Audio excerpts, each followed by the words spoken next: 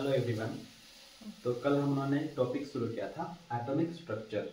तो उसी के अंदर आज हम अगला टॉपिक डिस्कस करने जा रहे हैं कि एटॉमिक स्ट्रक्चर। तो हम लोग देख लिया कि एक एटम में, एक परमाणु में क्या क्या सब एटॉमिक पार्टिकल्स पाए जाते हैं।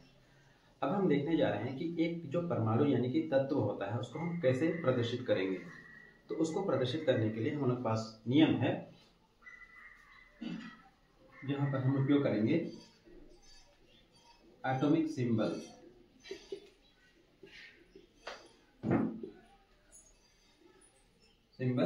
और एटॉमिक सिंबल इस प्रकार से हम संकेत को लिखेंगे और उसके नीचे सामने नीचे की ओर यहां पर हम लिखेंगे एटॉमिक नंबर।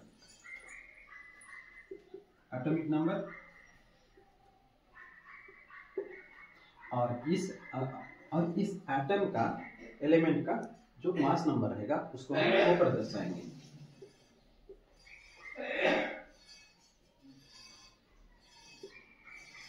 इस प्रकार से। तो ये क्या है, एक नियम है। अगर हम उदाहरण के लिए लेते हैं, जैसे सोडियम की हम बात करते हैं, सोडियम जिसका परमाणु क्रमांक होता है 11, तो 11 को हम दर्शाएंगे यहाँ पर सुपरस्क्रिप्शन में, सब्सक्रिप्शन में, और इसका जो मास नंबर होता है वो है 23 होता है, जिसको हम दर्शाएंगे सुपरस्क्रिप्शन में। तो जैसे कि हम बात कर रहे हैं, मास नंबर की बात कर रहे हैं। अच्छा, इसके अलावा दूसरे तत्वों के लिए भी, दूसरे एलिमेंट के लिए भी यही लागू होगा। जैसे हम बात करते हैं मैग्नीशियम की बात करते हैं। मैग्नीशियम का जो परमाणु क्रमांक होता है वो होता है, एटॉमिक नंबर होता है 12। तो हम लिखेंगे यहाँ पर 12 और इसका मास नंबर होता है 24। तो उसको हम दर्शाएंगे यहाँ पर। तो ये इस प्रकार से हम इसको दर्शा सकते हैं। अब हम बात करें मास नंबर की। हम इससे पहले हमने देखा था कि इलेक्ट्रॉन और प्रोटॉन, उसकी संख्या एटॉमिक नंबर से निर्धारित होती है। तो अब हम यहाँ पर सवाल उठता है कि हमें न्यूट्रॉन की संख्या हमें कैसे पता चलेगा। प्रोटॉन और इलेक्ट्रॉन की संख्या तो हमें पता चला एटॉमिक नंबर से। तो अब हम लोग के पास में न्यूट्रॉन का जो संख्या होता है उसको निर्धारित करने के लिए भी यहाँ पर एक सूत्र होता है। तो किस प्रकार से न्यूट्रॉन की संख्या मास नंबर से कनेक्टेड है, कैसे हम पता लगा सकते हैं, ये हम देखते हैं। हम लोग पास में एक फॉर्मूला है, मास नंबर बराबर is equal to number of proton plus number of neutron.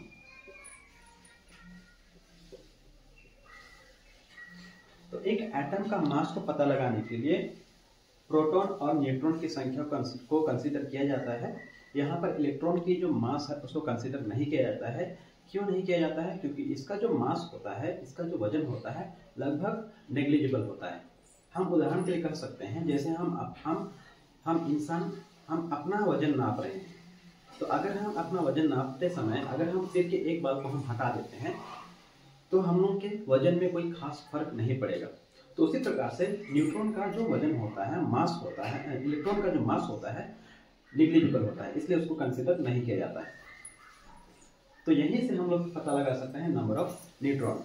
उदाहरण के लिए हम लोग पास में कोई एलिमेंट है, जैसे हम लेते हैं मैग्नीशियम। अभी बात किया हम लोग मैग्नीशियम, जिसका परमाणु क्रमांक होता है, एटॉमिक नंबर होता है 12 यानी कि 12। उसका मास नंबर होता है 24। तो अब हमें इसके द्वारा हम पता लगा सकते हैं कि इस मैग्नीशियम में नंबर ऑफ न्यूट्रॉन कितना है। हमको पता है नंबर ऑफ प्रोटॉन कितना होगा, हम यहाँ पर दिया हुआ है मास नंबर दिया हुआ है। तो आइए हम इस सूत्र के द्वारा हम पता लगाते हैं कि मैग्नीशियम में नंबर ऑफ न्यूट्रॉन कितना होगा। तो मास नंबर के हम जगह में हम लिखेंगे 24 is equal to number of proton. जो एटॉमिक नंबर होता है वही क्या होता है, नंबर ऑफ प्रोटॉन। तो हम एटॉमिक नंबर 12 है, यानी कि प्रोटॉन की संख्या भी कितना होगा, 12 होगा, प्लस नंबर ऑफ न्यूट्रॉन, इसका सिंबल का उपयोग करेंगे इस प्रकार से। अगर हम इसको इधर ट्रांसफर करते हैं तो हम लोग को मिलेगा 24 minus 12 is equal to neutron. इस प्रकार से अगर 24 में 12 माइनस करेंगे तो हमको उत्तर आएगा n इज इक्वल टू 12। तो इससे पता चला कि मैग्नीशियम में नंबर ऑफ न्यूट्रॉन कितने होते हैं, 12 होते हैं। अगर हम दूसरा उदाहरण लेते हैं सोडियम का, सोडियम का एटॉमिक नंबर होता है 11 और मास नंबर होता है 23।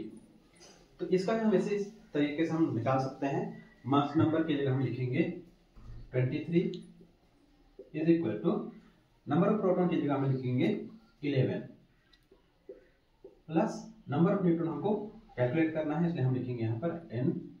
इसलिए तो अगर हम आगे हल करते हैं तो हमको मिलेगा n is equal to 23 minus 11, इसलिए n इज इक्वल टू आएगा 12। तो सोडियम में नंबर ऑफ न्यूट्रॉन जो है कितने होते हैं, 12 होते हैं।